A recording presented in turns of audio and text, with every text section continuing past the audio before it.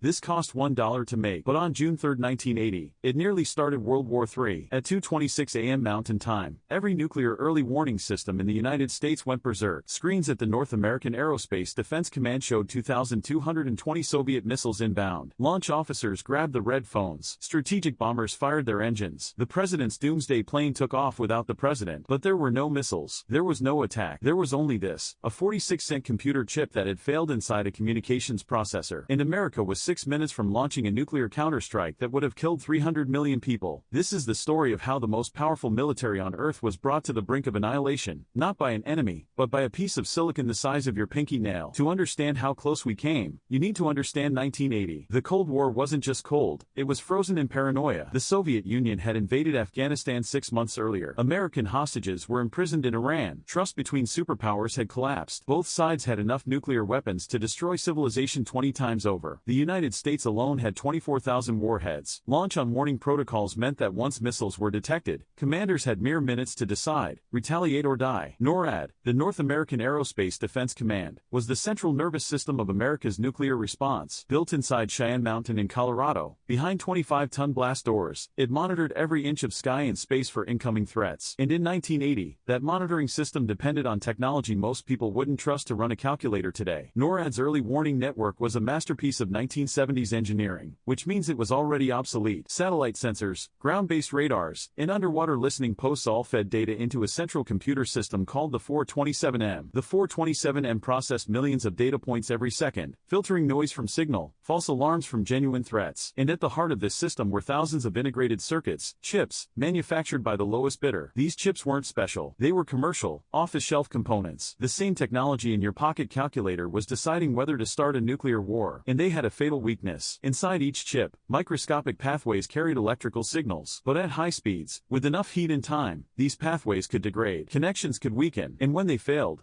in unpredictable ways. On June 3, 1980, one chip in one communications multiplexer started sending the wrong signals.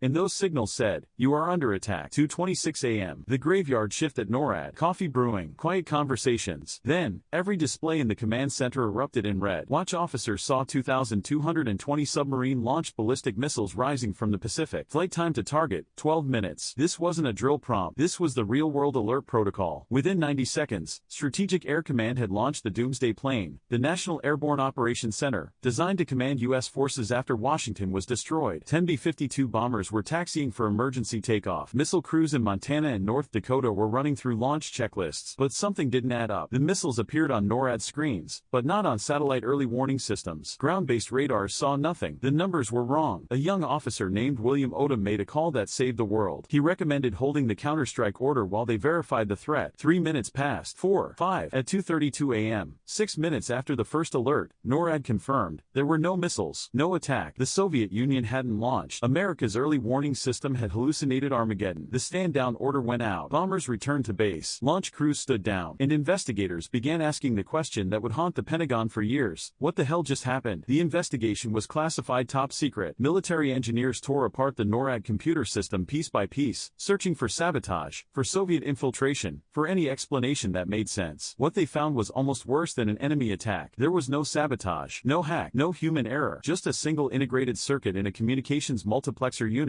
A chip that cost 46 cents, that had degraded over time. When this chip failed, it sent random data into the warning system. By pure, horrifying chance, that random data matched the exact format of a genuine missile attack report. The system didn't glitch. It functioned perfectly, processing false information as if it were real. And here's what terrified the investigators most. There were 46,000 identical chips distributed throughout America's nuclear command and control infrastructure. Any one of them could fail the same way. At any time. 3 days later, it happened again. June 6, 1980, 3:38 p.m. NORAD displays showed a smaller attack, 220 missiles inbound from Soviet submarines. Different time, different scenario, same terrifying error. This time, commanders were skeptical from the start. They'd learned, but skepticism isn't a defense strategy. What if the third alert was real? What if the Soviets learned about these false alarms and launched during one, counting on American hesitation? Investigators traced this second incident to the exact same chip model in a different communications unit. The component had failed identically, degraded pathways sending phantom attack data into the system. The Pentagon faced an impossible question: how do you trust a nuclear deterrent built on the lowest bid? These chips were manufactured for commercial use: calculators, digital clocks, industrial controls. They were never designed to carry the weight of civilization's survival. But that's exactly what we asked them to do. After June 1980, the rules changed. New protocols required verification from multiple independent systems before any launch order could proceed. The margin for error widened, but the trust that never fully recovered. Launch officers were trained to question everything. A Soviet first strike would likely take out communication systems, so silence might mean attack. But false alarms meant the opposite. Active signals could lie. Paranoia became doctrine. Between 1977 and 1984, NORAD logged 151 serious false alarms, a flock of geese mistaken for bombers.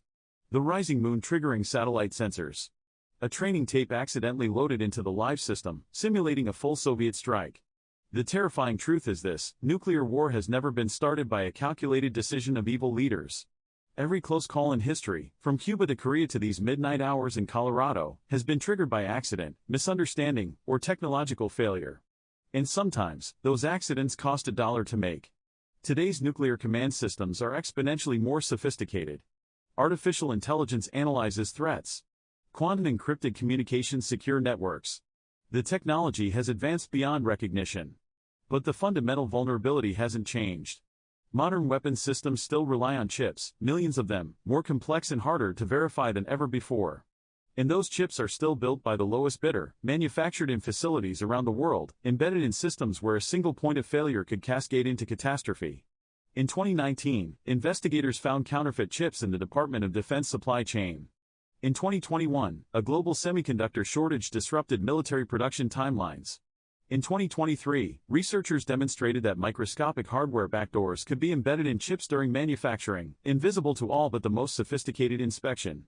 We've built a world where our survival depends on technology we barely understand, manufactured by processes we can't fully control, integrated into systems where failure means annihilation. The officers who lived through those June nights in 1980 don't talk much about it. Some still have nightmares. One told an interviewer, "Years later, I held my daughter differently after that. Every hug felt borrowed." 300 million people, Soviet, American, and everyone caught in between, had no idea how close they came. They woke up on June 4, 1980, made coffee, sent their kids to school, complained about gas prices. They lived because a few people in a mountain bunker made the right call with incomplete information and 6 minutes on the clock. That chip still exists. It's kept in a classified archive somewhere in the Pentagon. A reminder. A warning. $1.46 if you bought in bulk. The price tag for almost ending the world. We still live under this shadow. 9 countries possess nuclear weapons. Early warning systems still stand ready. The technology has evolved, but the stakes remain absolute. And somewhere in the electronics in our pockets, in our cars, in the infrastructure that powers our civilization, there are components failing right now. Degrading. Sending wrong signals. Most of them don't matter. But some of them do. The next time you hold $1 in your hand, remember, that's all it costs to almost destroy everything. And ask yourself, what are we trusting to chips we'll never see, in systems we barely understand?